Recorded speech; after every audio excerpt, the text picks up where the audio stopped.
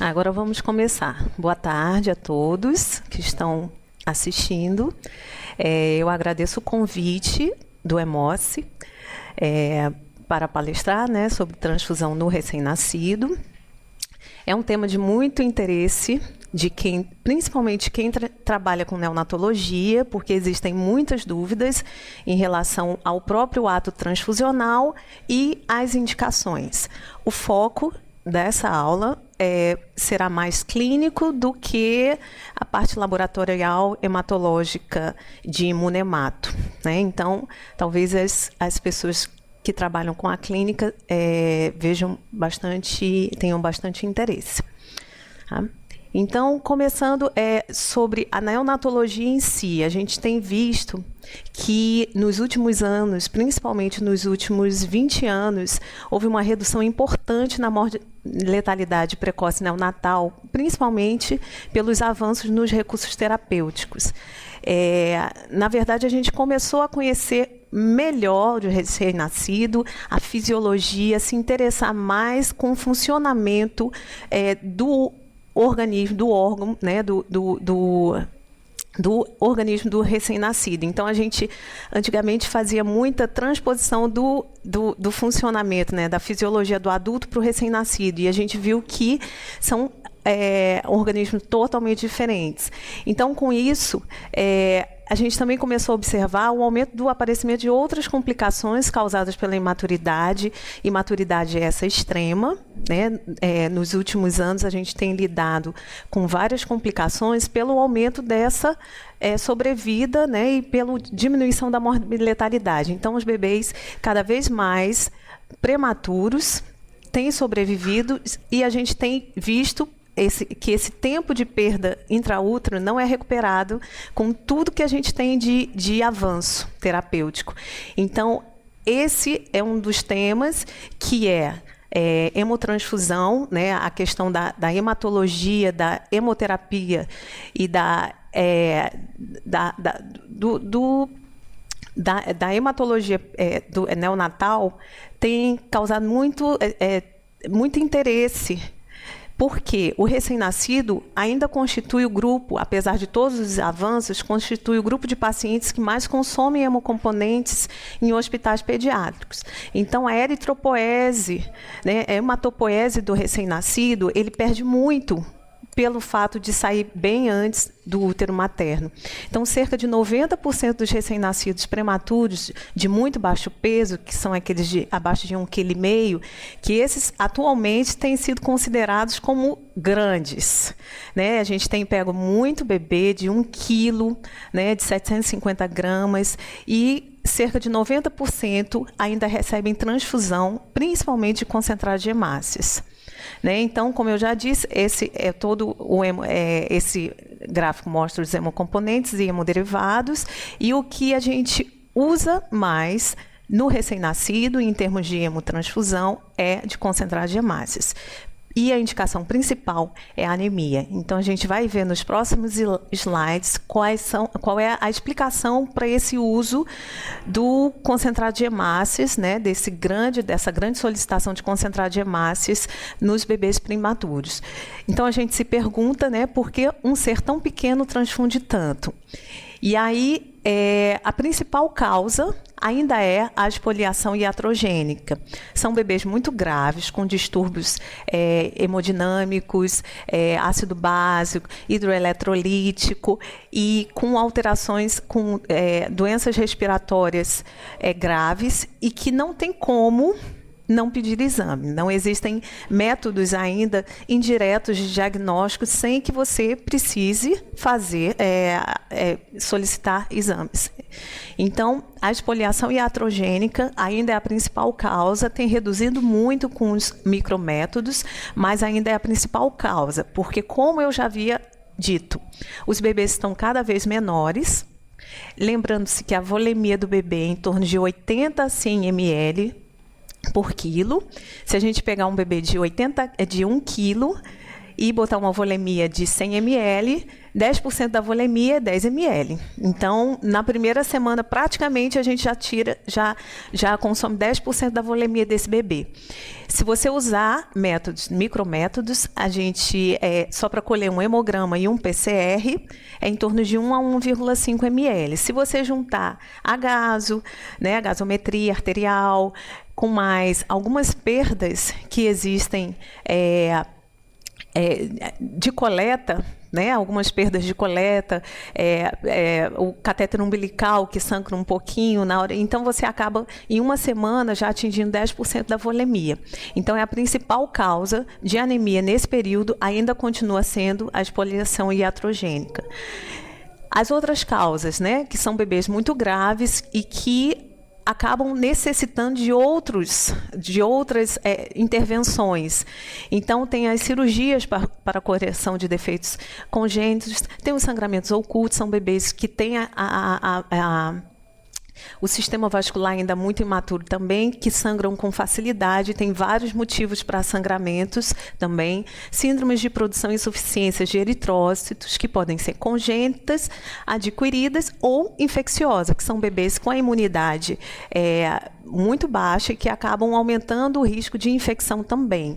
Além das anemias hemolíticas congênitas adquiridas, a doença hemolítica do recém-nascido, por incompatibilidade materno-fetal, às vezes muito subestimada pelo neonatologista, que foca muito na incompatibilidade clássica, que seria RH, né, D, e acaba esquecendo os outros subgrupos e o ABO, que causa também doença hemolítica do recém-nascido.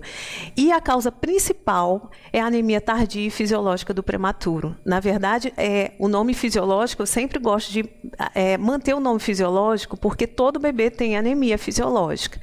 Né? Todo bebê tem o período inicial em que a anemia é esperada. O prematuro, ele tem mais e mais intensa. Não deixa de ser fisiológica, que é uma adaptação do organismo. Mas por ser mais intensa e por ele ter várias comorbidades, ela acaba se tornando mais decisiva na definição, às vezes, de uma indicação de transfusão. Então, para entender, né, como é feito a evolução da hematopoese durante o período intraútero e extraútero, a gente mostra essa figura mostrando que a hematopoese começa assim que o bebê é gerado, né, no primeiro mês, passa por várias fases. Inicialmente é no saco vitelino, depois no fígado, seguindo pela medula óssea, né, que começa mais ou menos no 4º mês de gestação.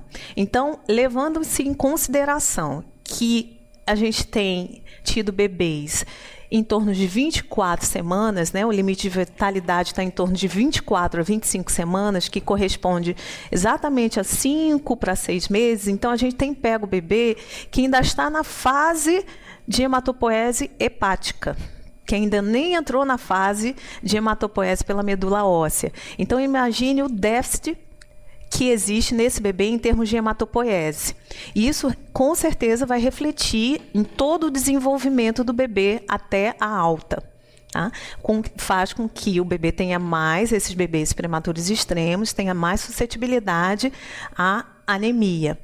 E toda a reserva de ferro e de ácido fólico, que são 2 elementos importantes para a hematopoese, né, principalmente para a produção de hemácias, todo esse suprimento de reserva é feito no 3º trimestre da gravidez.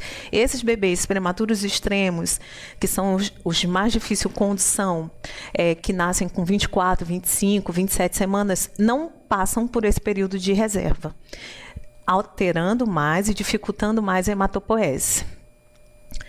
Né? Então, dentro desse raciocínio de anemia da prematuridade, um elemento muito importante é a eritropoetina. É um hormônio glicopolipeptídico produzido pelo feto. Ele induz e mantém a proliferação das células progenitoras e promove também a diferenciação periférica dos eritrócitos. Só que esse hormônio, as maiores quantidades também vão ser produzidas na 34ª semana de gestação, que é justamente o terceiro trimestre. Eu sempre falo que o terceiro trimestre, que no primeiro e segundo trimestre, o bebê se forma. E, a partir do terceiro trimestre, que ele vai desenvolver todas as habilidades do organismo dele. Então, quando o bebê nasce muito prematuro, ele perde todo esse desenvolvimento final. Então, é um bebê realmente muito frágil, de difícil manutenção do organismo. Então, a eritropoetina também está deficiente, porque seu nível vai aumentando conforme a idade gestacional.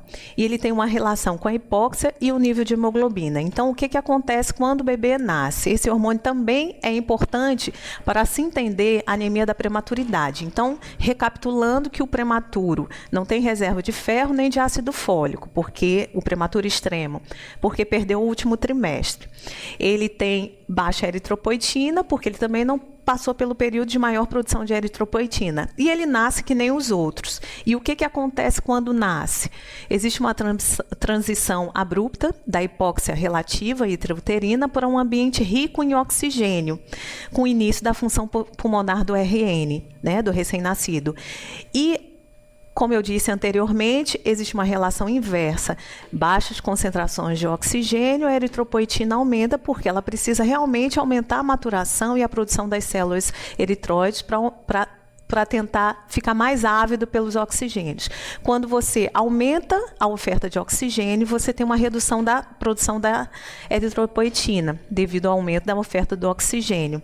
Então, você, com isso, consequentemente, tem uma redução do número de eritrócitos. Isso acontece com todos os bebês, mais intensamente com o prematuro. Com o prematuro vai ser mais precoce, porque ele já tinha menos eritropoetina, vai ser mais rápida, e vai ser mais intensa, porque tudo nele é menos, né? Será que ela é menos fisiológica? Não, dentro daquele organismo da fisiologia do recém-nascido, ela é fisiológica, só que ele nasceu antes do tempo.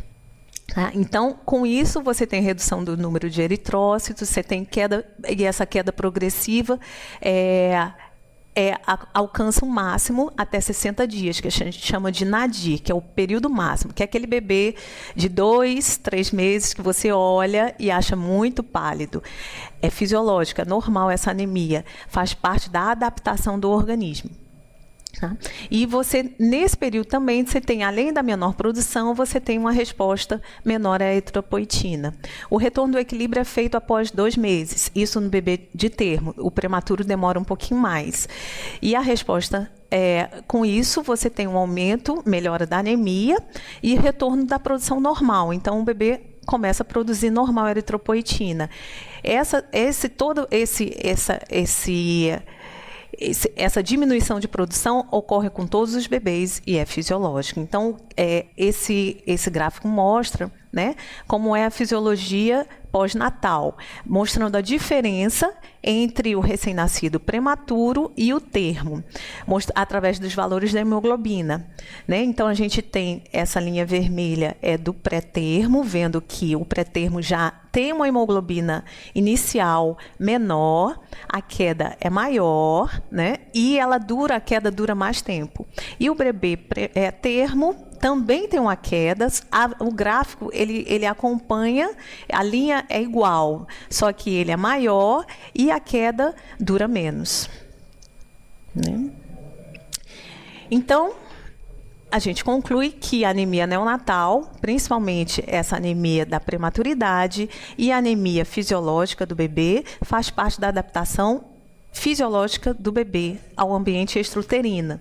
Então, ela é normal. O que pode agravar e agrava muito essa anemia é a alta velocidade de crescimento, que o prematuro não acaba tendo também, porque lembre-se que a gente pega um bebê, às vezes com 750 gramas, nasce com 750 gramas e com 2 meses ele dobrou de peso, ele está com 1,5 kg. Então, isso agrava também a demanda, a necessidade do organismo por hemoglobina. Né? E aqueles bebês que mamam só no peito e que mamam muito e que também acabam aumentando muito de peso, também acabam tendo anemia agravada. É fisiológica, mas ela pode ser agravada pela velocidade de crescimento. Né? Além disso, a fisiopatologia no período neonatal também é multifatorial, não é só pela deficiência de eritropoetina, pela diminuição da eritropoetina. A gente, de acordo com a patologia, a gente sempre tem um risco grande de infecção no bebê prematuro, principalmente nos prematuros extremos. A imunidade também não é desenvolvida, ele tem uma baixa imunidade e o risco de infecção aumenta muito. Com isso, você tem secundariamente os distúrbios de coagulação, sangramentos, que podem levar à anemia. Pode ter, em algumas infecções, você pode ter hemólise secundária à infecção, dependendo da bactéria, do vírus, né? Pode ter hemólise e pode ter redução, um bloqueio da eritropoese também pela infecção. Então, todos esses fatores levam à anemia, é multifatorial, além da eritropoetina. Então, a gente sabe agora por que os recém-nascidos constituem o grupo de pacientes que mais consomem hemocomponentes nos hospitais pediátricos. Esse número de 90% a gente tem tentado reduzir bastante, mas ainda não é possível, que a gente não tem substituto para esse déficit, principalmente do prematuro, né? E porque também transfundem muito. A gente tem muitos problemas ainda na indicação de transfusão. Existem indicações que são ainda muito controversas, variam muito de serviço para serviço. Existem serviços que a gente chama de conservador e liberal, né? O serviço conservador é o que encara a anemia de forma mais conservadora, mais fisiológica e tenta segurar mais os índices de indicação, os níveis de hemoglobina de indicação de transfusão são menores. E os liberais, que a gente chama de liberais, são aqueles serviços que usam níveis de hemoglobina um pouco maiores.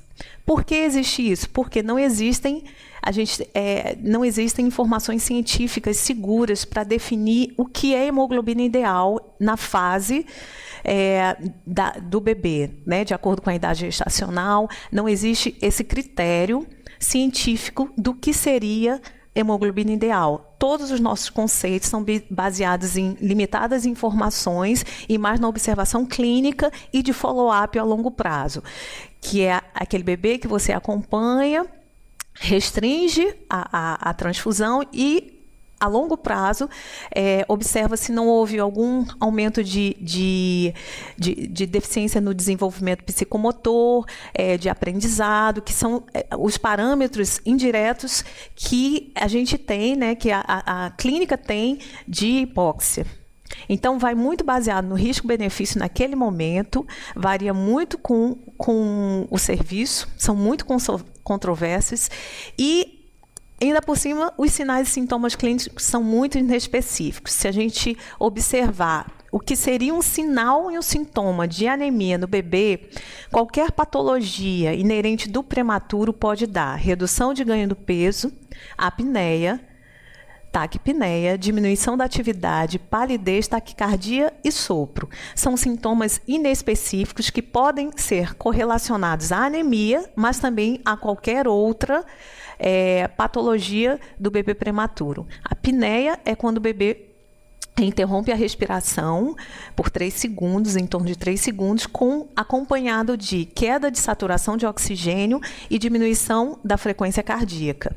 A taquipneia no bebê é considerada a frequência respiratória acima de 60, e essa taquipneia relacionada à anemia, a gente conta em torno de 80 incursões respiratórias por minuto. Diminuição da atividade, que o bebê tem uma atividade normal, né, de mexer os bracinhos, as perninhas. Quando tem diminuição de atividade, ele fica mais quietinho. Então, assim, sintomas muito inespecíficos, né? A palidez, se a gente observar essas fotos do lado, eu consigo definir quem é o pálido e quem não é o pálido, mas isso comparativamente, mas sem comparar, a gente tem muita variação de etnias, de raça, e que às vezes é difícil você avaliar o que é um bebê pálido. Sem contar que a palidez pode ser decorrente de frio, de vasoconstricção periférica, por uma perfusão. Então, tem outras causas que levam à palidez do bebê, que não a anemia. A taquicardia, a frequência cardíaca normalmente acima de 180 é considerada nesse caso, e o sopro em um bebê que não teve sopro, não tinha sopro, mas várias patologias do bebê prematuro podem cursar com sopro. Então, Como foi dito, no final, 45% a 90% dos prematuros, muito baixo peso, acabam recebendo transfusão de hemocomponentes. Eu agora baixei para 45%, porque levando em consideração 45%, os serviços mais conservadores, a gente já tem conseguido pelo menos fazer essa variação de serviço para serviço. Existem serviços que transfundem muito e serviços que transfundem muito menos. Isso antes de 60 dias de vida. E as principais causas indicadas para definidas para indicação da transfusão do concentrado de hemácias no bebê, principalmente concentrado de hemácias, desconforto respiratório grave, sepsis, espoliação iatrogênica e anemia da prematuridade. Esse quadro mostra de 3 serviços diferentes, mostrando a média de transfusão nos bebês prematuros e no termo. Esse autor de 1998 mostrou que, em média, um bebê prematuro, durante a sua internação, tem 7 transfusões de concentrado de hemácias. É muito alto. É um bebê politransfundido com menos de 60 dias de vida. Para a gente ver como vem evoluído a questão da indicação, tendo mais segurança, na indicação, por conhecer como funciona o organismo do prematuro, principalmente do prematuro, a gente tem visto que, ao longo dos anos, essa média, na maior parte dos serviços, vem reduzindo muito. Em 2005, Fernandes mostrou que a média era em torno de 4. E, em 2013, a média é em torno de 3. No nosso serviço, a média de transfusão de um bebê prematuro extremo é em torno de 3 a 4. E é considerado um serviço de indicação conservadora. E o termo esse a gente acabou tendo mais segurança com o conhecimento da fisiologia mesmo, da eritropoetina, da produção da eritropoetina, do fisiologismo da anemia até 60 dias. Então, o termo que de 98 para cá vem caindo muito as indicações de transfusão no recém-nascido de termo, que é o recém-nascido acima de 37 semanas. Esses nem foram aferidos. Então, o que tem de importante para a gente parar e pensar antes de indicar uma concentrada de hemácias no bebê prematuro? O recém-nascido é o sujeito da terapia transfusional de maior expectativa de vida. Ele vai receber o primeiro concentrado com menos de um mês e, provavelmente, com esse aumento da diminuição da morbi-letalidade, aumento da sobrevida, ele talvez tenha, depois da transfusão, uma expectativa de vida de 60 anos, de 50 anos. Então, é muito tempo desde a primeira transfusão. E ele é um politransfundido bem precocemente.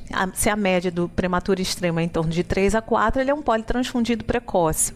Existem peculiaridades próprias da faixa etária. Não dá para você tentar transpor o funcionamento do organismo do adulto para a criança. Ele tem peculiaridades e essa questão da anemia fisiológica é bem importante no raciocínio também. E, em termos de estudos, é um tipo do paciente que a gente tem possibilidade de observação dos efeitos adversos da transfusão a muito longo prazo. Então, a gente tem 50, 60 anos de observação, o que essa transfusão, num período tão precoce, poderia fazer a longo prazo. Então, falaremos agora de cada hemoderivado, já que a gente começou a entender um pouquinho como é que funciona um recém-nascido, nessa parte da hematopoese. Então, vamos falar sobre, inicialmente, concentrado de hemácias. São dos hemocomponentes.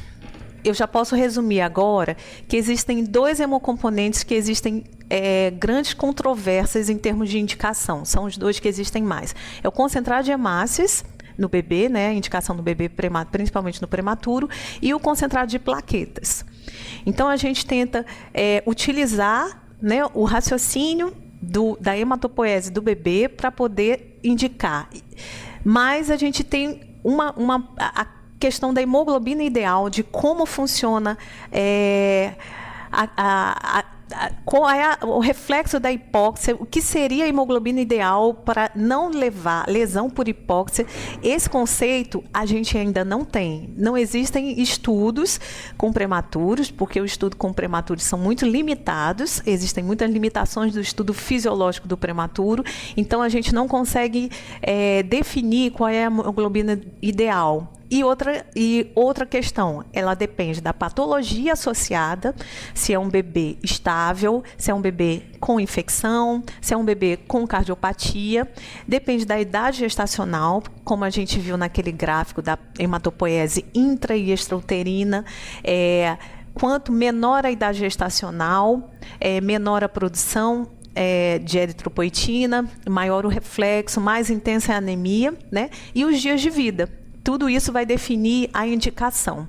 Então, o que a gente tem assim de mais sedimentado? Seria dividir a indicação pelo risco associado, se está presente ou ausente, a idade gestacional, a idade por dias de vida e a hemoglobina, que a gente usa todos aqueles conceitos de indicação dependendo da patologia, da idade gestacional e dos dias de vida. Esse guidelines a gente só usa principalmente nos primeiros dias de vida, que nos primeiros dias de vida não tem como fugir de algumas indicações, de alguns níveis, porque são muito definidos e a gente, pela clínica da criança, a gente consegue ver que realmente ele nasce num ambiente em que ele precisa muito da hemoglobina. Essa transição, a hemoglobina, ela tem um papel de transporte de oxigênio, são crianças que nascem com patologias respiratórias e têm alterações cardiovasculares graves, então a hemoglobina realmente nesse período é importante. Então, nesse período, necessita de níveis mais altos de hemoglobina. Então, um bebê de menor ou igual a 37 semanas, com menos de 7 dias, a hemoglobina ideal seria em torno de 14. Né? No maior de 37 semanas, um pouquinho menos, ele tolera um pouquinho menos, em torno de 13. E menor que 37 semanas, menor de 7 dias, em torno de 12. E maior de 37 semanas, em torno de 11. Eu falo em torno, porque na medicina nada é 100%. Às vezes você pega um bebê que está com hemoglobina de 14, e ele está no 6º dia de vida, estável. Você não vai transfundir um bebê desse. Então, transfusão também é bom senso, né? Avaliar o paciente como um todo. Um bebê estável, tem infecção, mas a infecção já está controlada, ele já está quase chegando no 7º dia de vida, então os mais conservadores não vão utilizar esse nível. Então, a questão do bom senso do exame clínico também conta muito na indicação. O que é considerado risco associado, patologia presente? A infecção, insuficiência respiratória ou processo hemorrágico. Esses níveis, normalmente, da tabela anterior, são utilizados até cerca de 30 dias de vida. Após esse período, existe uma queda linear de 1 grama por decilitro de hemoglobina a cada 10 dias. Então, é aquele período que o bebê realmente vai chegar ao pico da anemia, né? E a partir do segundo mês de vida, os valores pré-transfusionais vão ser semelhantes aos das crianças. Esse gráfico mostra como é a queda da hemoglobina, realmente como é a queda da hemoglobina, e a gente podia transpor para a indicação. Essa é a queda que a gente considera fisiológica. Transpor para a indicação da transfusão de acordo com a queda esperada. Então, de maneira bem geral, né, as indicações de concentrado de hemácias no recém-nascido, principalmente no prematuro, porque o atermo dificilmente chega a essa fase com tão debilitado, né, a não ser que ele tenha uma comorbidade, mas principalmente no prematuro que a gente usa essa questão da indicação.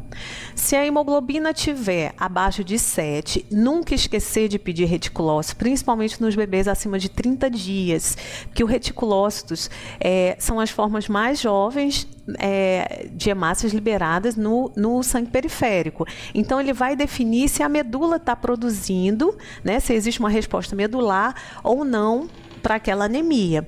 Então, anemia com reticulocitose, com reticulócitos acima de 2, 3%, mostra que o bebê tem condições de recuperar daquela anemia. Então, dá para você aguardar clinicamente, se ele não tiver sem sintomas, dá para você aguardar. Hemoglobina menor que 7, reticulócito baixo, quer dizer, ele não tem reserva para a recuperação daquela anemia. E ele não tem sintoma, mas ele já começa a ter uma diminuição de perda de ganho de peso, uma taquicardia, uma frequência cardíaca basal em 24 horas acima de 170. Aí, nesse caso, o mais frequente é transfundir. Esse é o bebê que você tem que observar, né? Mas o mais frequentemente, esse bebê com hemoglobina abaixo de 7, reticulócito baixo, o mais frequente é você transfundir. Como eu disse, nada é 100%. Tudo se utiliza o bom senso.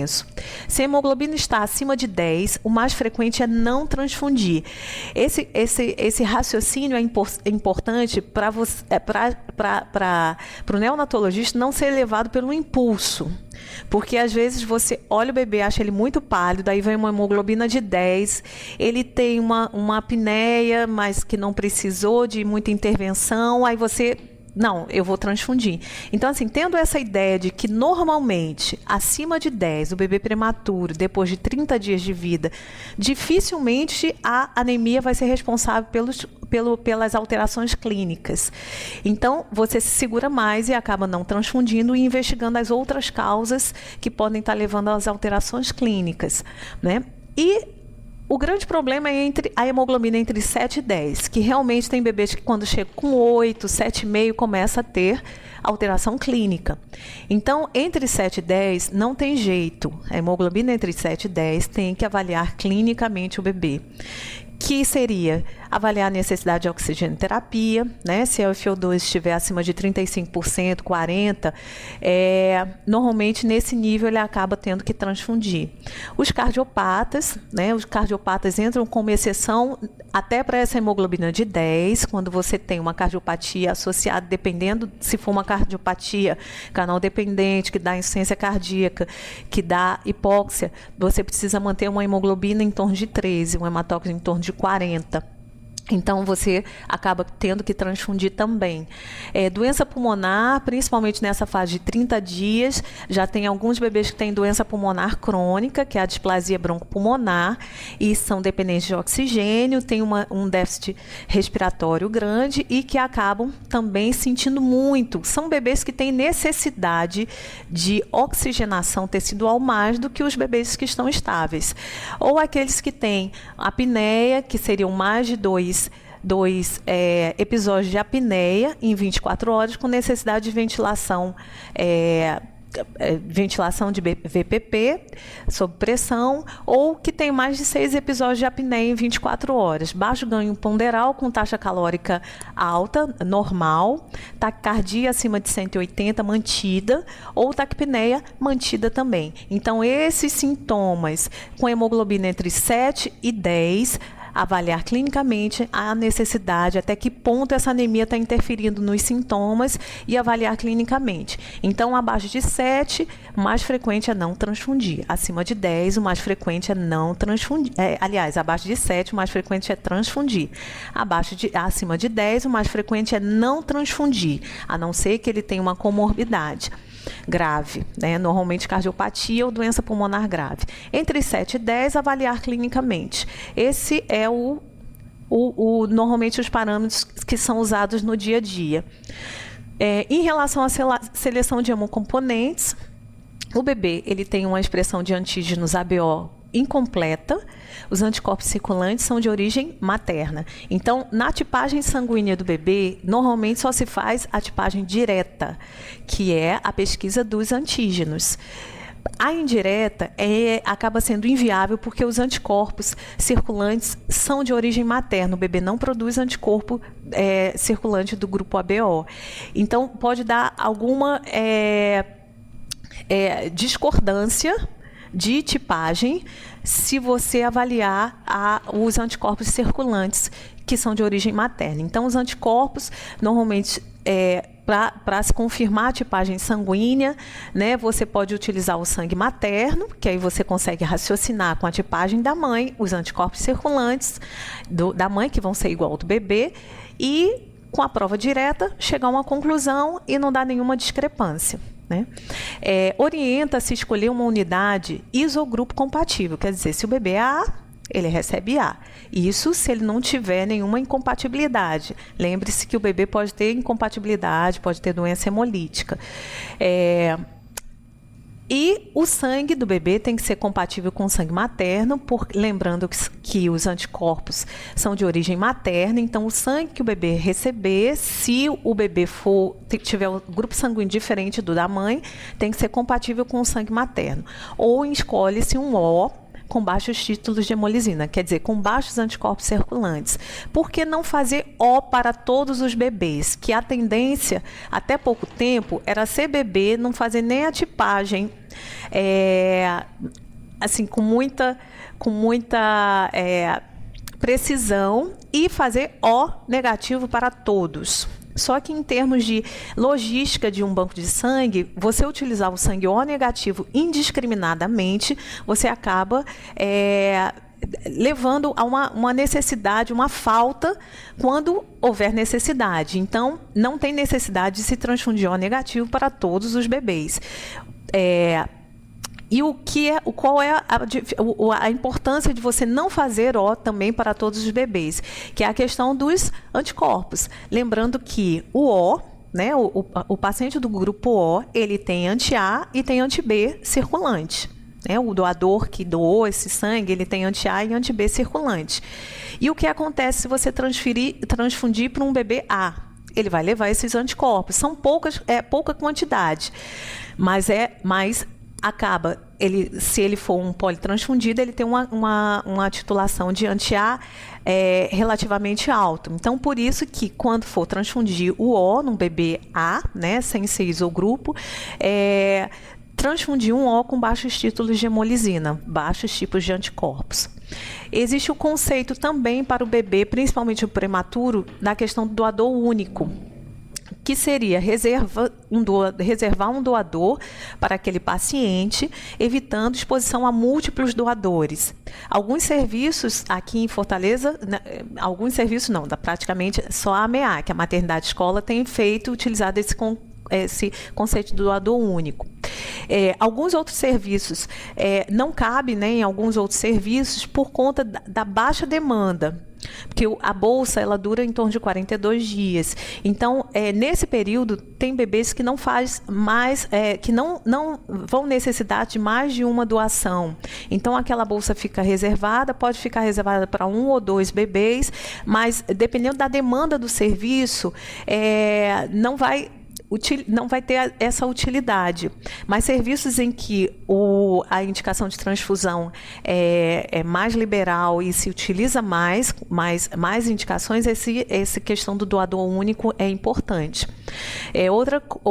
Outra característica do hemocomponente é a leucorredução e desleucocitado ou CMV negativo, porque a leucorredução diminui a presença de citomegalovírus, que ele é intracelular. E o citomegalovírus, o quadro de infecção por citomegalovírus no bebê é devastador, né? Com anemia, né? O bebê fica grave com hepatosplenomegalia, podendo levar a óbito por conta disso. Então, com isso, você diminui a exposição, imunologicamente falando, e diminui também a exposição ao risco de CMV no bebê. Ou selecionar doadores CMV negativos, que é muito difícil porque a grande parte da população é CMV positivo. Então, alguns bancos de sangue têm banco de doadores CMV negativos, né? E essa questão é importante principalmente naquelas mães que são citomegalovírus negativo, né? Ou aquelas que você não tem conhecimento, e nos prematuros também, que o quadro de CMV no prematuro pode ser reativado, mesmo com a mãe já tendo tido citomegalovirose, né? E também agravar o quadro clínico.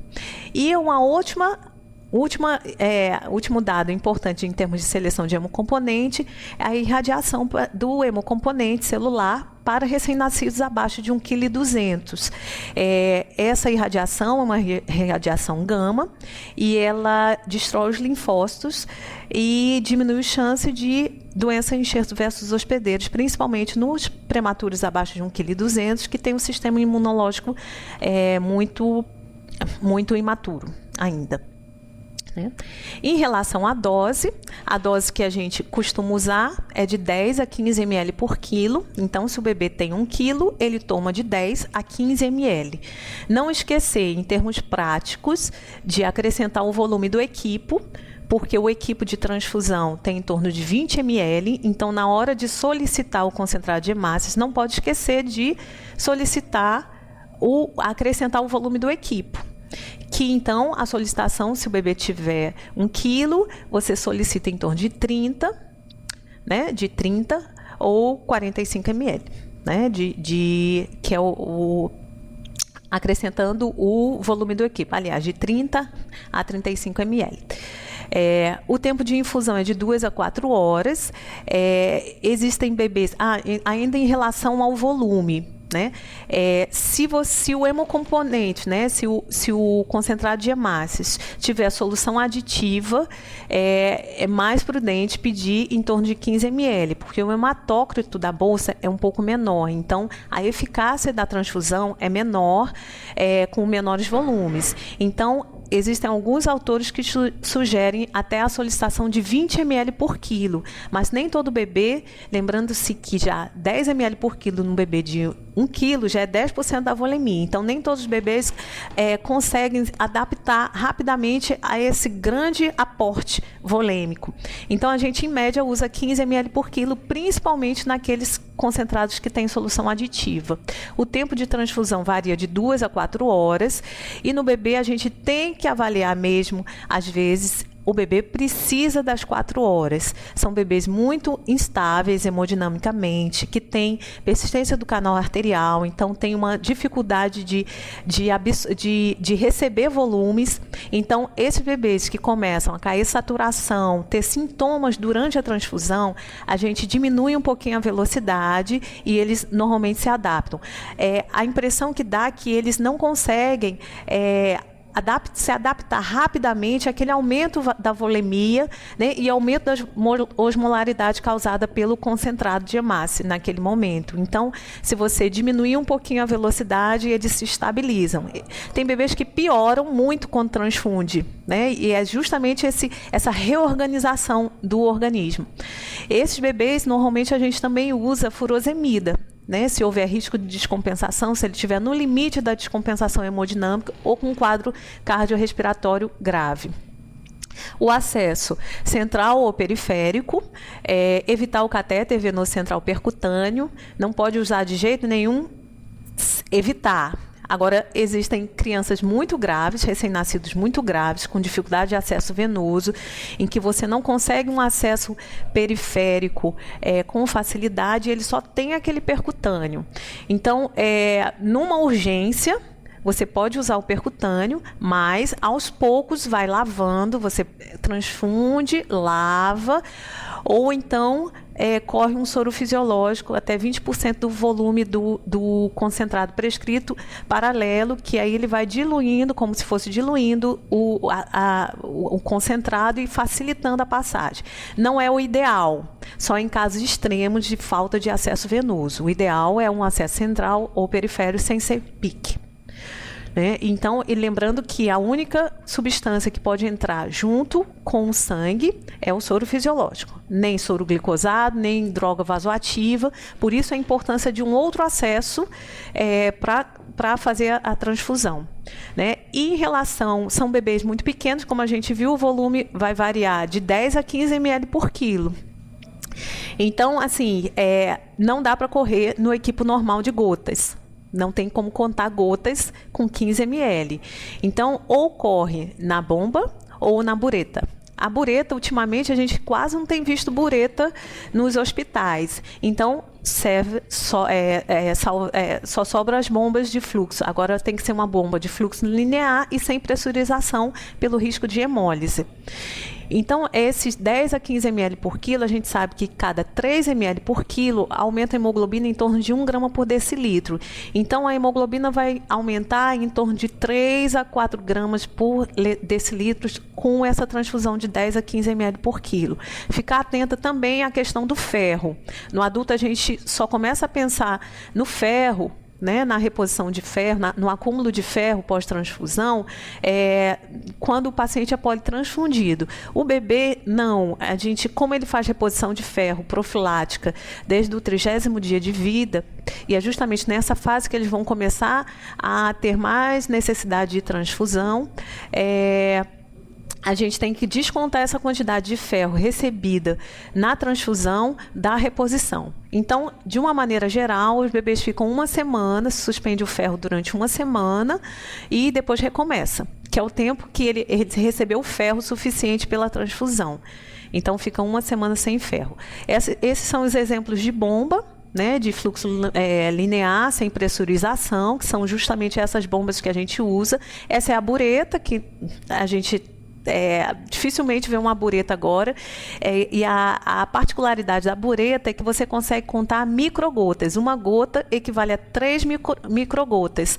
Então, facilita muito na contagem, né, se você tiver uma bureta. Lembrando-se que quando você tem uma bureta, você tem um certo manuseio do sangue nesse circuito. Então, tem que tomar muito cuidado, tem que ser asséptico, né, de preferência numa capelinha com toda a questão asséptica. Outra coisa, outro fato importante é a questão da bomba de seringa. Alguns serviços ainda usam bomba de seringa, que ela é mais precisa, né, em termos de transfusão, ela é bem mais precisa, mas para se colocar um concentrado de hemácias na bomba de seringa, também tem que ter todos os cuidados, que você vai abrir o sistema todo e transportar o sangue para a seringa. Então, os cuidados com a higiene, né, com a asepsia, tem que ser muito maior. Não é contraindicado fazer bomba de seringa, mas normalmente não é possível porque não existe essas condições de cuidados para transpor o sangue, abrir o sistema, transpor o sangue para a seringa. Né? Em termos de hemólise, ele não é proibido o uso de bomba de seringa. Tá? E os riscos da transfusão no recém-nascido, de concentrado de hemácias. A reação transfusional aguda dificilmente é detectada pela UTI, pelos berçários. Porque o bebê tem tantos sintomas que, às vezes, quando ele é transfundido, o sintoma da reação transfusional aguda acaba ficando desapercebido. Mas o que a gente observa, principalmente de forma aguda, é a queda de saturação de oxigênio. É aquele bebê que mantém uma saturação estável e durante a transfusão e um pouquinho logo depois ele começa a cair. Outro bem comum é a hipervolemia.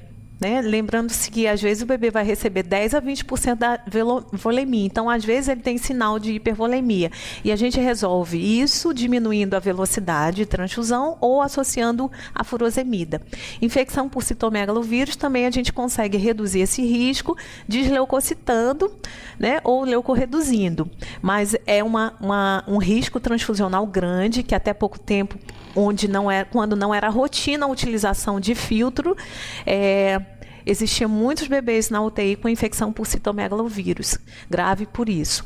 A questão da hipotermia normalmente é muito mais grave quando você faz um grande volume em rápida velocidade ou na exsanguínea transfusão, porque a temperatura da bolsa é em torno de 8 graus. Se você deixar 20 minutos em temperatura ambiente, ela já atinge a temperatura ideal entre 20 e 30 graus.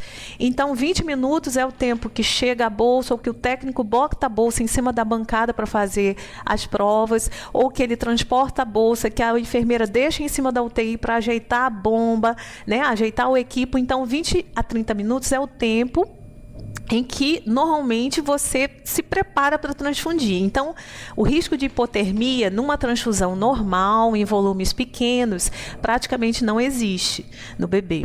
Reação alérgica e anafilática é raríssima, porque o bebê não tem ainda o sistema imunológico desenvolvido para isso, principalmente o prematuro. Exposição a múltiplos doadores pode ser também minimizada com a questão do doador único, né, da bolsa de doador único.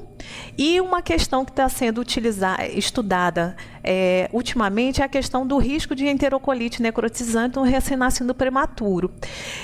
Existem alguns serviços que suspendem a dieta durante a transfusão, porque o bebê prematuro tem um sistema vascular intestinal também muito instável.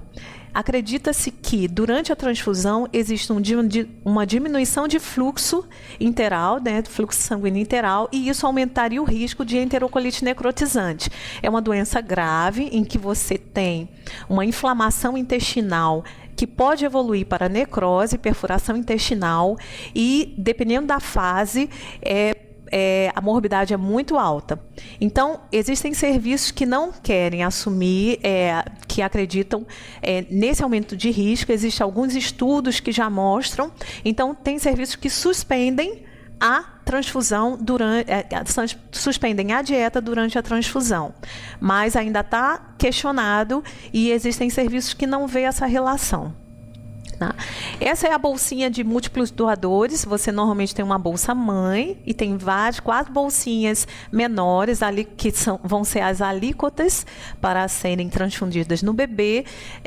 Você pode deixar essa bolsa separada para um bebê ou 2, né? De forma mais prática, acaba sendo separada para 2 bebês, para que eles recebam o concentrado de hemácias do mesmo doador, né, diminuindo a exposição a múltiplos doadores. Isso é uma questão de organização e também de disponibilização da bolsa, né? As vantagens: diminuição de múltiplos doadores, diminui o risco transfusional, porque imunologicamente você expõe o bebê a menos antígenos, e questiona-se uma diminuição do efeito imunomodulatório pós-transfusional também. A MEAC já usa, né? Outro efeito, risco, né, da transfusão, que seria uma reação transfusional e que poucas pessoas consideram, é a hipoglicemia de rebote pós-transfusional. Alguns bebês fazem hipoglicemia até 3 horas depois da transfusão. Então, o ideal de rotina seria fazer a dosagem da glicemia, que na verdade a gente utiliza a fitinha de Destrostix para avaliar se o bebê está hipoglicêmico. E às vezes muitas das reações transfusionais são secundárias à hipoglicemia. O bebê fica pálido, sudoreico, e aí acha-se que ele está descompensando, e na verdade é uma hipoglicemia de rebote pós-transfusional. Existe essa síndrome pós-transfusional também do recém-nascido, que foi descrita em 1982, que é um eritema papular transitório, uma eosinofilia e trombocitopenia pós-transfusional. Também não é muito diagnosticada, porque o bebê tem muito tempo que fica internado, ele fica em torno de 2 meses internado, um prematuro extremo, e às vezes quando ele tem essa reação, é atribuída à infecção, principalmente à infecção, e não a uma reação transfusional. A hemovigilância da transfusão no recém-nascido ainda é muito falha. Não existe uma busca ativa e os sintomas se confundem muito, né, de reação transfusional, muito com o dia a dia do bebê. Então, necessitaria de uma vigilância maior, né? Um risco transfusional também, né, relacionado à transfusão de concentrado de hemácia, seria a retinopatia da prematuridade. Existe uma fórmula em que você, dependendo do número de concentrados de hemácias e a fase em que esse concentrado de hemácias é feito, em que você tem risco ou não há risco, né, de retinopatia da prematuridade. E por que dessa questão da retinopatia? A retinopatia já se observou que, além de outros fatores, a liberação, o oxigênio, né, os radicais livres liberados por oxigênios aumentam o risco e fazem parte da fisiopatologia. Então, a hemoglobina, o sangue do bebê, ele tem uma concentração maior de hemoglobina F. E a hemoglobina F, ela tem uma alta afinidade pelo oxigênio e uma baixa liberação de oxigênio. Isso é importante a gente saber, até antes de prescrever um concentrado de hemácias, lembrar que isso tudo está acontecendo dentro do bebê. Tá? Então, ele está trocando, quando ele recebe um concentrado de hemácias, ele não recebe um concentrado de hemácias de um outro bebê, ele recebe de um adulto. A fisiologia do sangue do adulto é diferente do bebê. Então, a hemoglobina que existe em maior porcentagem no sangue do adulto é a hemoglobina A, que ela tem uma baixa afinidade pelo oxigênio e uma alta liberação de oxigênio por conta disso. Então, você imagina um bebê que está acostumado com aquela hemoglobina em que é ávida por oxigênio e que libera bem pouquinho oxigênio para os tecidos. E, de repente, o seu sangue é substituído por uma hemoglobina em que tem baixa afinidade e libera muito oxigênio. Então, os efeitos tóxicos dessa liberação tecidual é sentido nas sequelas, tanto displasia broncopulmonar quanto na questão da retinopatia da prematuridade, que pode deixar o bebê cego, né? Então, entra também no risco da transfusão a questão de reduzir a eritropoese. Quando você transfunde um bebê prematuro, ele passa de um sangue de bebê para um sangue de adulto. E lembre-se que a eritropoese, ela é bloqueada também pela quantidade de hemoglobina. E a hemoglobina cresce muito. Aquele nível de hemoglobina baixo estimula também a eritropoese. E quando você transfunde, você diminui a eritropoese porque você bloqueia. É como se, não, agora normalizou, não preciso trabalhar. A medula bloqueia e reduz o número de reticulócitos também. Isso também entra como risco transfusional. Então, a gente vê que o risco transfusional do bebê é diferente do adulto, né? Do adulto, a gente tem muitas reações que a gente consegue identificar, agudas. No bebê, tem reações que vão repercutir no prognóstico do bebê e na qualidade de vida do bebê a longo prazo. Por isso, tem que ser muito bem pensada a indicação de transfusão de concentrado de hemácias. Tá? O próximo seria o sangue total reconstituído, em que, nesse caso, no bebê, a utilização maior, que a gente vai falar, é a exsanguintransfusão, que é uma substituição do sangue do recém-nascido através da retirada de múltiplas alíquotas pela mesma quantidade de sangue de um doador homólogo. Então, a gente tira o sangue do bebê e repõe um sangue total reconstruído de um doador homólogo. Quais seriam as indicações, né? A grande indicação é a doença hemolítica do recém-nascido, por incompatibilidade materno-fetal. Lembrar que a incompatibilidade pode ser ABO, RH ou de outros subgrupos. A incompatibilidade mais comum é ABO, mas a mais clinicamente com repercussão clínica é a RH, principalmente a D, mas pode ter incompatibilidade das mais comuns por E grande, C pequeno ou QEL. Né? Isso, você tem uma produção de anticorpos maternos quanto os antígenos eritrocitários fetais. Então, o que acontece? O bebê tem uma tipagem de sangue incompatível com o da mãe, né? Pode ser um RH, a mãe é RH negativo e o bebê é RH positivo. A mãe é O e o bebê A. Incompatibilidade ABO, né? Mãe RH negativo, bebê positivo, incompatibilidade RHD. E com isso, o sangue do bebê cai na circulação materna, os anticorpos do bebê, estimulando a produção, os antígenos do bebê, aliás, cai na circulação materna, estimulando a produção de anticorpos. Numa primeira gravidez do tipo RH, esses anticorpos vão ficar circulantes, mas não causam doença no bebê. Numa segunda gravidez, essa sensibilização já é possível, com essa sensibilização inicial, produzir anticorpos e causar uma hemólise, uma destruição das hemácias fetais, porque formaram anticorpos contra as hemácias fetais. Então, a grande prevenção é o uso da imunoglobulina, né, anti-D, que ocuparia esses sítios e tiraria esses anticorpos. E o acompanhamento da gravidez. Durante o acompanhamento da gravidez, é possível definir sensibilizações e evitar repercussão no bebê. O anticorpo ABO, ele pode ser formado a partir da primeira gestação. Então, você pode ter doença hemolítica ou incompatibilidade ABO simples a partir da primeira gestação. O RH, normalmente, é a partir da segunda gestação, ou a mãe teve teve um aborto, né, teve algum outro, tomou um sangue incompatível com RH positivo, formou anticorpos em outra situação, e aí, numa primeira gravidez, o bebê já pode ter sintomas. Por isso, é importante o acompanhamento pré-natal com cumbis direto, com cumbis indireto, tipagem do pai, né, e utilização da imunoglobulina em casos de necessidade. Tá? Então, qual é a repercussão da doença hemolítica? Hiperbilirrubina neonatal com risco de kernicterus, além da anemia. Né? Então, a icterícia seria os olhos amarelos, a pele amarelada e o excesso de bilirrubina no corpo. É simples quando tratada.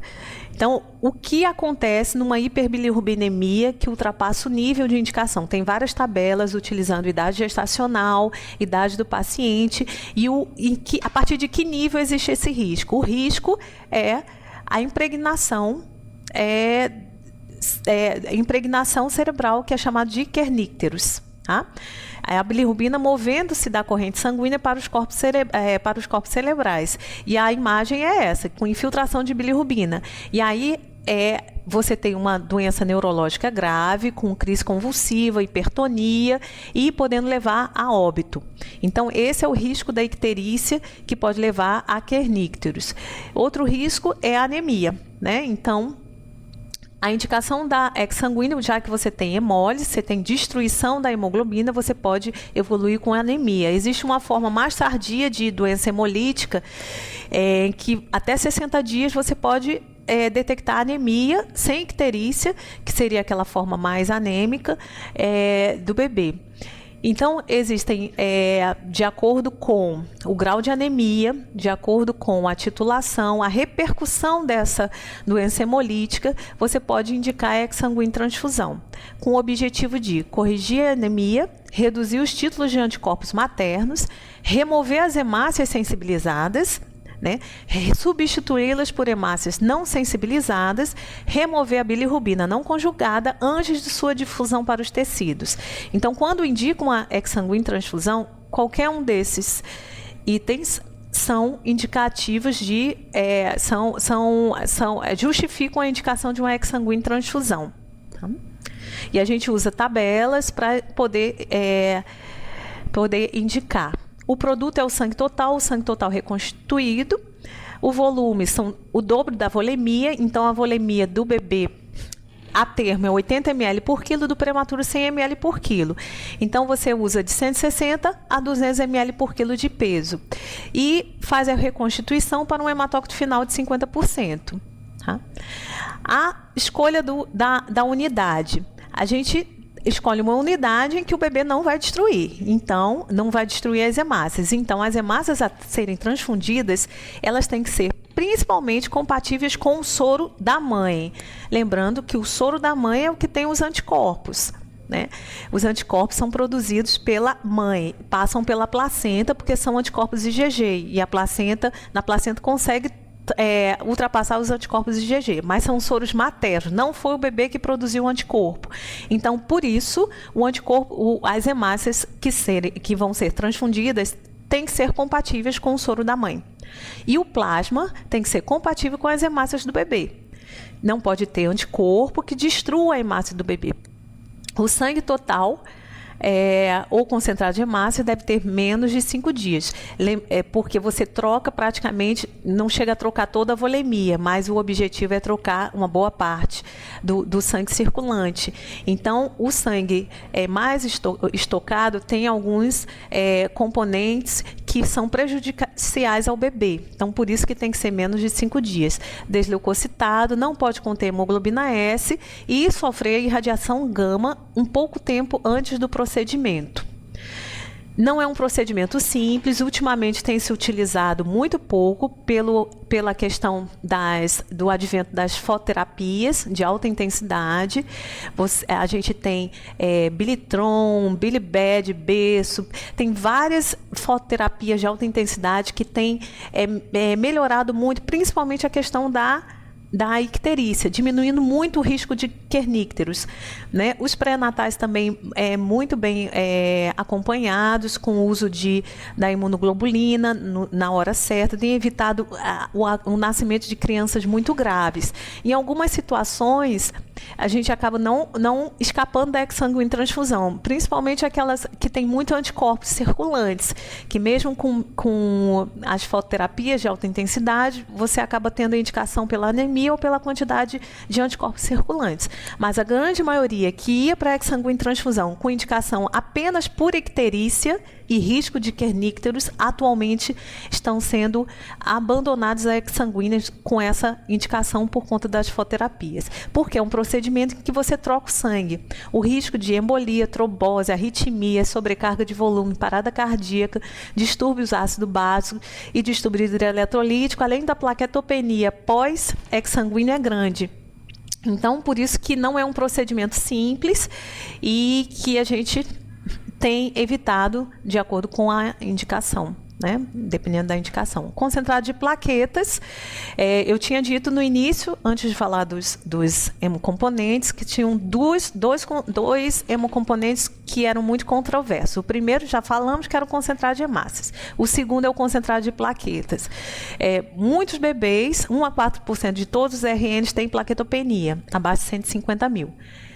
Mas aqueles que a gente não dose. Então, com certeza, esse número é bem maior, porque tem aquele bebê normal, que é a termo, que você acaba não dosando a plaqueta. 75% das plaquetopenias ocorrem nas primeiras 72 horas de vida, e principalmente nos prematuros doentes, que são os que têm maior risco de sangramento. 50% desses vão apresentar anticorpos IgG associados a plaquetas. É o mesmo raciocínio da incompatibilidade ABO, só que com antígenos plaquetários. Então, a grande maioria das plaquetopenias precoces vão ser relacionados a anticorpos plaquetários, aloimune, ou a pré-eclâmpsia, que são outras causas de plaquetopenia no bebê, sepsis, PTI na mãe, ou você não consegue definir a causa. A grande questão é o conceito de transfusão profilática. A gente sabe que tem se eliminado o conceito de transfusão profilática, tem se usado muito pouco esse conceito, mas no bebê não tem como abandonar por conta do risco da hemorragia intracraniana, né? O bebê, principalmente o prematuro, a gente vai vendo que tudo isso a gente pensa sempre no prematuro, porque realmente o prematuro é muito diferente de um bebê de termo e muito diferente de um adulto. Ele tem uma imaturidade da matriz germinal, que é o local no cérebro onde é produzido e amadurecido as células, tanto as células do cérebro quanto as células, a vasculatura, né? A questão da vascularização. Então, esses bebês, com qualquer aumento da pressão intracraniana, ele tem um risco elevado de sangramento espontâneo. Então, é uma fragilidade vascular nessa área que leva a uma hemorragia intraperiventricular. É uma patologia que tem uma incidência em torno de 40%, principalmente nos bebês prematuros. Nos prematuros extremos, esse risco aumenta mais ainda, em torno de 60% e 70%. Então, é um risco muito elevado de sangramento espontâneo. E uma plaquetopenia associada a esse quadro pode elevar esse risco de sangramento. Então, por isso que a transfusão profilática ainda é utilizada, dependendo do nível de plaquetas, nos bebês, principalmente nos prematuros. Tá? E a transfusão terapêutica, e o que seria a transfusão profilática seria quando você tem um risco muito grande de sangramento espontâneo, o bebê não está sangrando, está com plaquetopenia, mas você tem um risco muito grande de sangramento espontâneo. Então, você faz profilaticamente uma transfusão de plaquetas. A terapêutica seria aquele tratamento da hemorragia causado pela diminuição do número ou da função das plaquetas. Então, Essa indicação profilática, essa é que tem muita controvérsia. Existem serviços, como sempre, existem serviços conservadores e liberais. Então, esses números, essas indicações, esses níveis que eu vou falar são de serviços mais conservadores, que transfundem pouco. Mas normalmente se segue a rotina do serviço, né? A gente aceita a rotina em que o serviço tem experiência. Então, transfusão profilática, plaquetas menor que 10 a 20 mil em bebê de termo sem risco associado. Então, aquele bebê de termo que não tem nenhum risco, está mamando, está no alojamento, no alojamento acaba não tanto, está no berçário, em observação pela plaquetopenia. E ele está com 10 a 20 mil. Então, a gente aguarda, não tem sangramento, observação. Conduta conservadora, observação. Plaquetas entre 20 e 30 mil. Procedimento em bebê com procedimento cirúrgico de pequeno porte, de secção venosa, punção lombar ou intubação. Termo com risco associado ou qualquer pré-termo. Por que qualquer pré-termo? Porque esse pré-termo, o risco de hemorragia intraperiventricular é muito grande. Então, não existe ainda uma segurança de deixar um prematuro extremo com a plaqueta menor que 20 mil sem fazer uma transfusão profilática, porque o risco de hemorragia é muito grande, hemorragia espontânea é muito grande. Por isso, a transfusão profilática, que é uma vez ao dia, nesses casos. Transfunde uma vez, pede outro exame e observa se ele já saiu do nível de risco. Plaquetas menores que 50 mil para plaquetopenia pós-exsanguíneo, coagulopatias associadas, procedimento cirúrgico de médio porte até 5 dias da cirurgia. E recém-nascido pré-termo com risco associado também profilaticamente faz transfusão. Existem serviços que esse profilático do recém-nascido com risco associado, que é aquele recém-nascido com sepsis, com sangramento, com CIVD, é em torno de 100 mil. Os mais conservadores utilizam 50 mil. E plaquetas abaixo de 100 mil para cirurgia cardíacas, neurológicas ou oftalmológicas, de forma profilática, que é transfunde e colhe o exame para confirmar se já saiu do nível de indicação. A transfusão terapêutica é quando o bebê está sangrando, né? Não tem dúvida, ele está sangrando, ele tem entre 50 e 100 mil, quer dizer, normalmente se usa o critério de abaixo de 100 mil com sangramento, transfunde profilaticamente. Não fazemos mais plaquetas de 12 em 12 horas. Transfunde uma vez e reavalia. Parou de sangrar, observa, né? Não existe aquela programação de transfusão. Observa e reavalia. Parou de sangrar, fica em observação. Paciente com alteração de função plaquetária, também com sangramento, transfunde mesmo com a plaqueta normal. A trombocitopenia autoimune, que é a grande maioria dos bebês a termo e aqueles com até 72 horas que tem plaquetopenia, só transfunde se tiver hemorragia com risco iminente de vida, por conta dos anticorpos que acabam destruindo as plaquetas, ou se fenotipa a plaqueta e transfunde uma plaqueta fenotipada.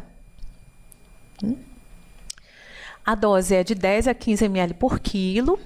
Tem que ter compatibilidade ABO e RH sempre que possível. As plaquetas devem ser ABO e RH idêntica ao receptor, mas não necessariamente. Se tiver dificuldade de conseguir plaquetas, dificuldade de acesso à plaqueta, faz ABO não compatível. Agora o RH tem que ser compatível, sempre. A quantidade, o tempo vai de 30 minutos a 1 hora. Lembrar que a plaqueta adere ao plástico, né, do equipo. Ela precisa ficar em constante agitação. Então, se você demorar muito para transfundir a plaqueta, ela vai se autoconsumindo, ela vai se agregando. Então, lembrar que transfusão de plaqueta é de 30 a 1 hora, dependendo da condição cardiovascular da criança. E que uma unidade concentrada de plaqueta standard aumenta cerca de 5 a 10 mil. Agora, por aférese, no bebê aumenta de 50 a 100 mil plaquetas. Em relação ao plasma, o plasma não tem muita dúvida, as indicações são iguais. do adulto e da criança maior, CIVD e coagulopatia dilucional. A única dificuldade é que, às vezes, a criança pode ter uma deficiência de fator e a gente desconhece essa deficiência, porque o bebê acabou de nascer e tem sangramento, a história familiar é muito inconsistente, e aí a gente acaba não definindo o fator deficiente. Então, no adulto, normalmente, o adulto que sangra, ele já sabe a deficiência de fator e transfunde o fator específico, né?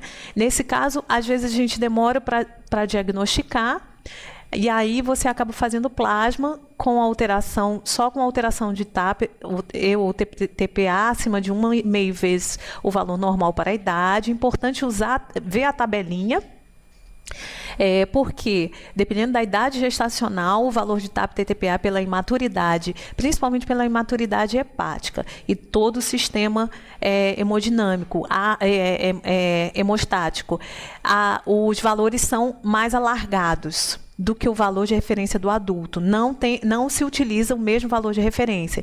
Então, vê as tabelas, né, avalia as tabelas e vê se o valor está 1,5% acima do valor normal para a idade. Então, a indicação de sangramento, procedimento cirúrgico, quando você tem essa alteração, ou sangramento por deficiência isolada de fator de coagulação, com sangramento ou procedimento cirúrgico também, que não tem um fator específico disponível.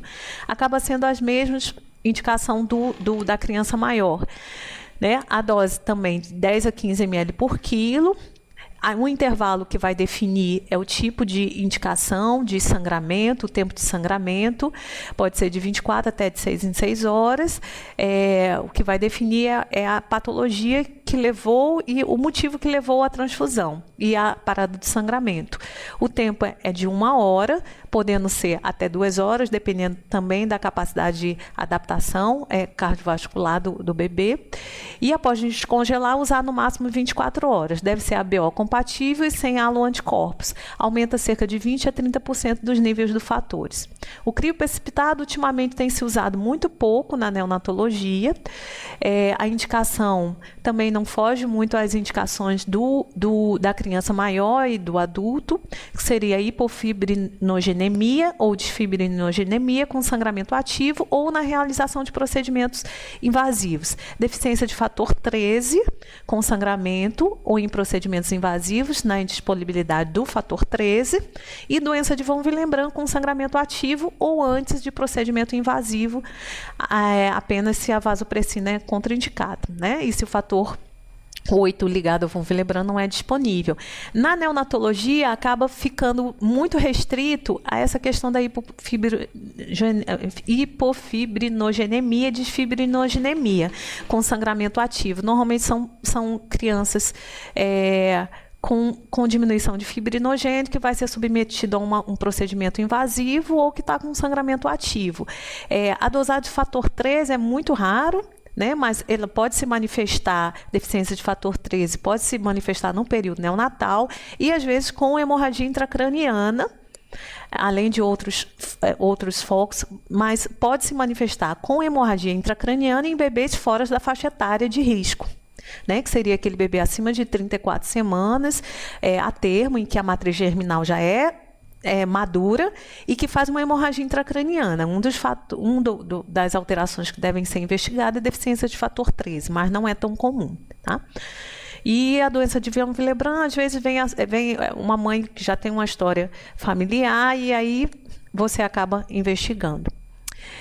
Transfusão de crio se faz 10 ml por quilo, intervalo de 24 até cada 6 horas, de acordo com a necessidade, 1 hora de infusão, no máximo em 2, e tem que ser ABO compatível também.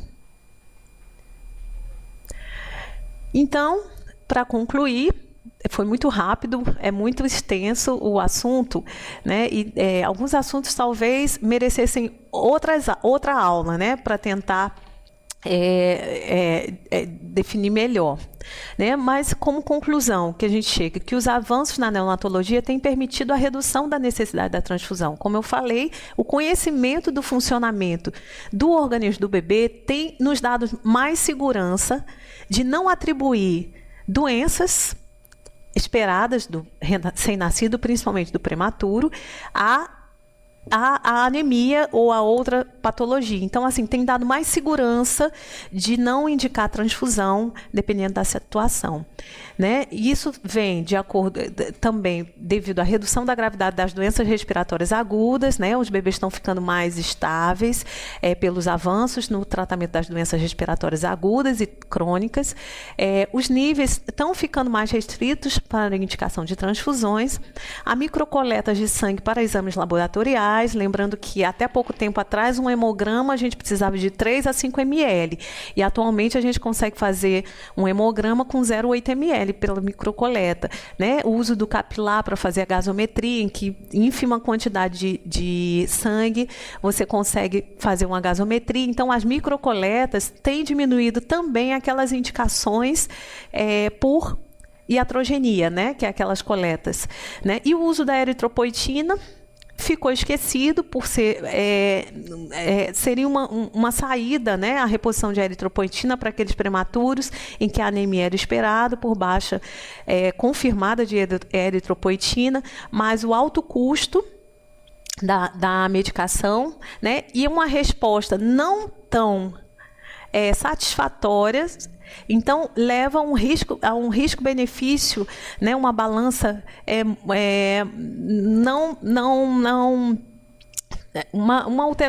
um resultado não tão esperado. Então, não vale o investimento de custo na eritropoetina. Então, não se tem utilizado a eritropoetina de rotina para todos os bebês, né? Então, o que a gente pode fazer para diminuir todas as complicações, diminuir toda a questão da transfusão, a gente tem feito, mas o que a gente sempre diz, que a prevenção maior para a prematuridade é a não prematuridade, é o bebê não nascer prematuro. Porque depois que o bebê nasce prematuro, as complicações são inevitáveis. Eu chamo de fisiológicas porque são inevitáveis, faz parte do desenvolvimento daquele bebê. Então, o ideal seria investir na diminuição da prematuridade, porque sem prematuro não se tem tantas repercussões de patologias, né? Era isso que eu queria dizer. Se alguém tiver alguma pergunta, eu estou à disposição. Temos alguma coisa? Não. Lembramos que as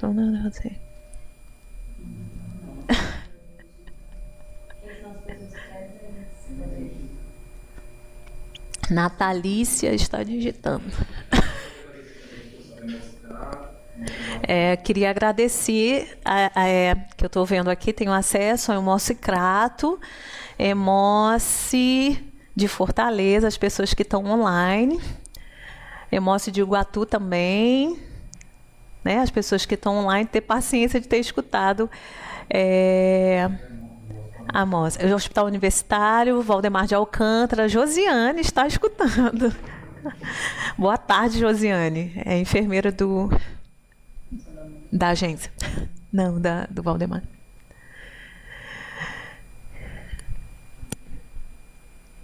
Estou olhando as perguntas. Até agora é só parabenizar. Ninguém perguntou nada. Ou não entenderam nada, ou eu disse tudo.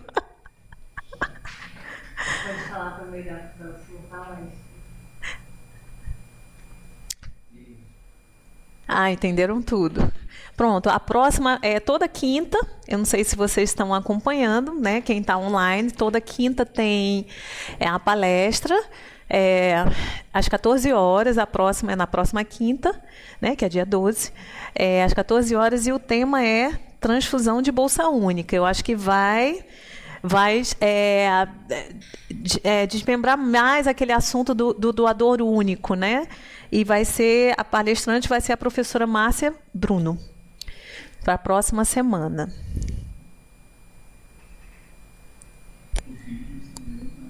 E os vídeos ficam disponíveis no site do Hemoce e no YouTube também. No YouTube também ficam disponíveis os vídeos. Então, se quiser rever, se tiverem mais alguma dúvida, e também podem entrar em contato comigo por e-mail, ou muitos daqui que estão assistindo têm meu telefone. Então, também pode tirar alguma dúvida pelo telefone. Eu não falei no início, mas a minha formação, eu sou neonatologista e de prática, porque às vezes você e não é de prática, mas eu sou neonatologista de prática e sou hematologista pediátrica. Então, muitas vezes eu entro até em conflito, a minha parte hematológica entra em conflito com a minha parte neonatologista, mas eu estou tentando fazer uma sintonia entre os dois para o bem dos bebês, principalmente dos prematuros. Tem uma pergunta aqui: não sinto segurança no uso da bomba de seringa pelo motivo do perfusor não ser adequado. O uso da bomba de seringa tem vários problemas, por isso que normalmente a gente contraindica o uso da bomba de seringa. Mas existem serviços que não tem aquela bomba de fluxo sem pressurização, e aí acaba servindo utilizando a bomba de seringa. Mas quando é utilizado, não é adequado. Eu prefiro usar a bureta. A bureta é bem mais segura.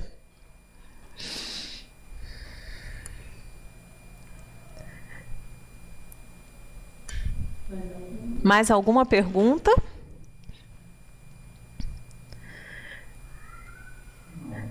Eu acho que não.